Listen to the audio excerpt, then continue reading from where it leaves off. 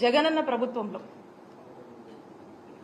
ఈ 5 ఏళ్ల 2019 నుంచి 2024 వరకు ఈ 5 ఇయర్స్ టెన్యూర్లో మరి ఆరోగ్యశ్రీ పథకం మనం చూసినట్టయితే 1059 ఉన్నటువంటి ప్రొసీజర్స్ మనము జగనన్న ప్రభుత్వంలో 3257 ప్రొసీజర్స్ వరకు కూడా పెంచి తీసుకెళ్లి ఇంప్లిమెంట్ చేశాం. అంతకుముందు మీరు చూసినట్టయితే 1059 ఉండేది.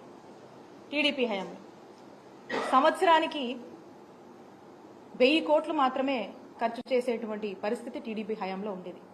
మరి జగనన్న ప్రభుత్వం వచ్చాక ప్రతి సంవత్సరం సుమారు 3000 కోట్ల వరకు కూడా మరి ఈ ఆరోగ్యశ్రీకి మనం ఖర్చు చేసినటువంటి పరిస్థితి. అలాగే మీరు చూసినట్టయితే